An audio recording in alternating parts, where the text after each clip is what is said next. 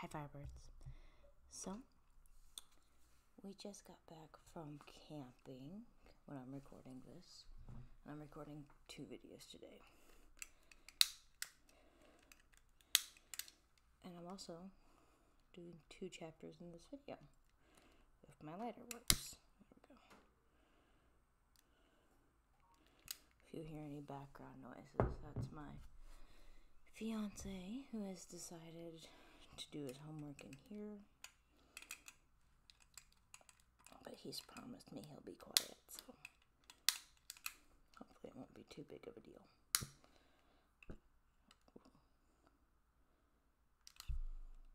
Or not.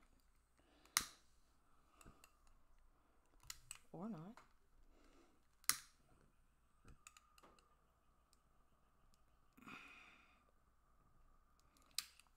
We just got into a debacle not too long ago where I kicked his toe, and so his toe hurts and my toe hurts, and it was a whole thing. But for those of you who wanted to know, yes, I had a fantastic time camping. And yes, we went hiking and I got blisters all over my feet. For those of you who didn't see it, I posted a 20-second clip of the river we were next to. It was really nice. Made some awesome sounds. We got to sleep right next to that. Alright, so here's chapter 13, The Exorcism. Missouri Ghost account of the following event didn't quote any of the priests involved or deal with the lingering question of whether the exorcism left behind troubling spirits that could be dangerous. Material found since then was mainly stories in St. Louis and Kansas City newspapers, which revived the story for Halloween in the past several years. These stories help us to put a neat cap on the story.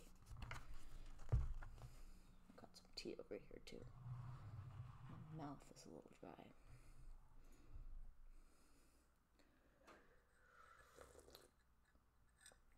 We also got new plates and cups and stuff.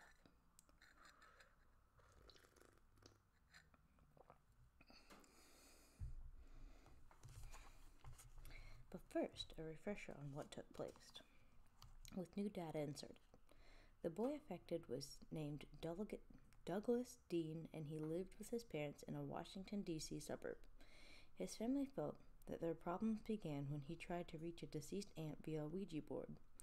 The first manifestations were minor poltergeist-like sounds and actions, which progressed to more serious things, such as bloody scratches on Douglas's body, and trace-like stance in which he spoke in voices that seemed impossible for a small young boy, using language from historical eras. At night, Douglas grew so violent that his family sought help from assorted health professionals and religious sources. When all seemed to fail, they were advised to try St. Louis University Hospital, operated by the Society of Jesus, an order of priests that still has rituals for exorcising demons. There, a team worked for 3 months with Douglas, their method being mainly to spend nights with him in constant prayer and with admonitions to the demons thought to inhabit him.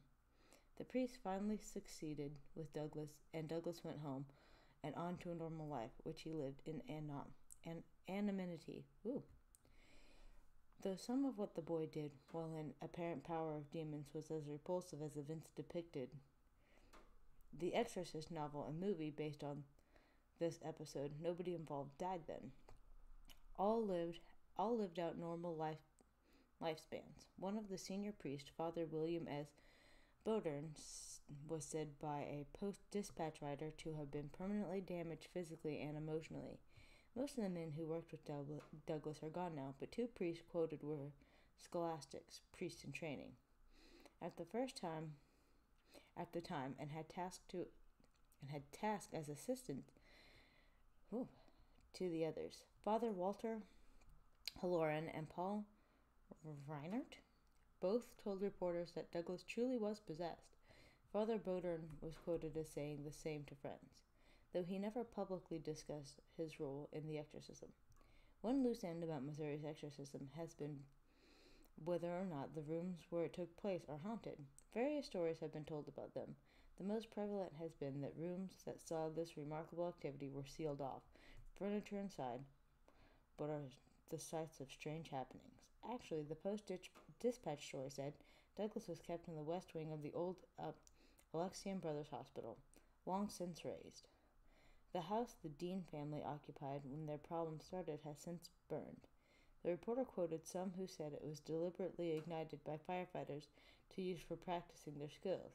He acknowledged that some sources called the fire mysterious. Perhaps a few loose ends still remain in the story of the exorcism. Alright, that's the end of 13, and we'll go ahead and read 14 as well. Jim the Wonder Dog. No new revelations about this puzzling animal have surfaced since Missouri Ghost reviewed this remarkable record, though a recent intriguing question has risen about him. But Jim was much in Missouri news on May 1st, 1999, when his hometown of Marshall opened a park in his memory. Jim was a Llewellyn settler who belonged to a Marshall couple, Mr. and Mrs. Sam Van Arsdale. Though as a puppy he did not at all meet the standards of appearance and performance for his breed, his owners soon realized they had something incredible in their house. They had no doubt that Jim understood most of what they said to him, and a great deal that was not put into words. He not only became unbelievable as a hunting dog, he did such uncanny things as these: go on request to the closest person to him who was wearing blue, go to the person who had 2 chows at home, go to the person who had never visited Marshall before. Later, Van Arsdale found that Jim would go out in the street and locate any given car when shown its license plate numbers written on a card or told its make and color. Then Jim progressed to predictions. He could choose from numbered cards the sex and number of unborn babies, the outcome of World Series ball games, and the national elections. He responded to questions in any language or in shorthand or Morse code, and Jim demonstrated ability to do such things whether or not his owner was present. There seems to be no way that training or silent cues could have been employed. Missouri Ghost can take no credit for what happened with Jim since 1997. The town of Marshall was looking for ways to put itself on the map as part of a state program to make Missouri more attractive to tourists. That's why they built Jim's Park, beautiful with flowers, a fountain, and a bronze statue of him. Adjacent is a small museum of Jim memorabilia. Already many thousands of visitors have found the park as a result. Jim has been featured widely over the U.S. and beyond in newspapers and magazines, on radio and television, and online. At least one movie is being prepared on his life. Missouri Ghost presented Jim only as one of our state's 4 unexplainable phenomenon. But now the whole world is becoming aware of him and will be sharing the question some Missourians have long pondered. What did Jim's abilities mean? Could we have found out more from this jog about the hereafter and the purposes of our lives if we had known how to ask him? One Marshall resident who knew Van Arsdales said she would not be surprised to know the couple had been able to question Jim on such subjects using yes and no cards. She also feels sure they'd never have told what they learned because of attitudes than about the paranormal. As it was, some ministers called Jim a tool of the devil and Van Arsdale a sinner for fostering him. How would they have reached to being told he had some secrets of eternity to share? But now for the new question about Jim.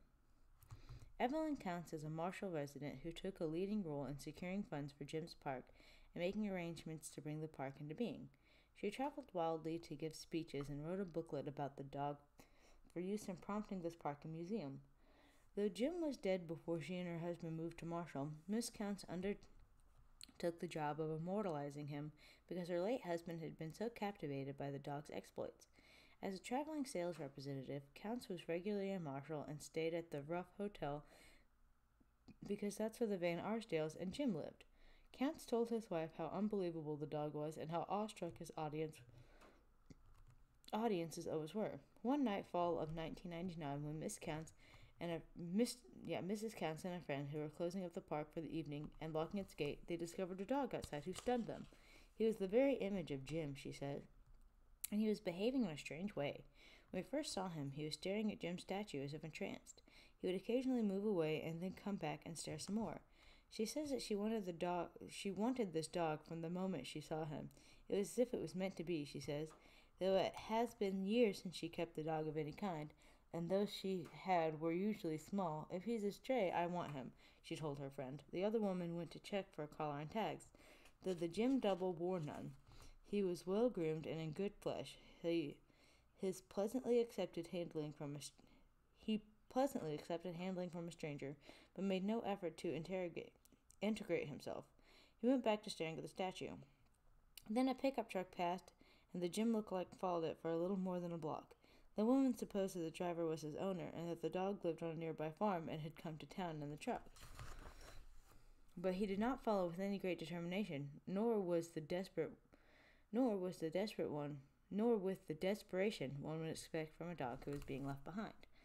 Instead of coming back to the woman, the animal turned off on a street near them. They got in the car and drove down the street, but could not find him. We couldn't imagine where he disappeared to so quickly, Miss Count says now. It was a business street with closed-up stores and empty parking lots and a few cars out. We regretted very much that when my friend had hold of him, we didn't just put him in our car, but he seemed like he had to be somebody's dog. Next day, and often since, Miss Constance checked with Marshall Animal Shelter and veterinarians. Nobody has seen a dog that looks like Jim, and nobody knows of one in the area. Miss Katz can't believe that if there were one, the owner would not have come forward when her committee publicized its hope of finding a Jim replica for opening day pageantry of the park. She can't believe that such a dog could live in the town or nearby, and nobody would be aware and mention it to others. I know that to too many people I would sound nuts, she says, but I can't really describe the feeling I had when I saw him. It was eerie, and if he turns up again and there's any way I can have him, I still want him. There could be a perfectly sensible explanation, of course. The dog could indeed have come into town in a truck bed without its owner ever noticing that he was there, or with the owner's knowledge, but without his later noticing Jim's departure. Maybe when the owner got home and discovered the absence, he drove back to town and cruised around honking his horn, drawing the dog to him immediately. There are those among us who would prefer to believe that the spirit of the original Jim made a brief visit from the other side to thank those who most honor his memory. And that's the end of chapter 14. So this is a little short video, but we're almost done with the book. We're pretty close. I've got another ghost book after this, so don't you guys worry. Off to record Monday's video. So I'll see you in the past. Bye, guys.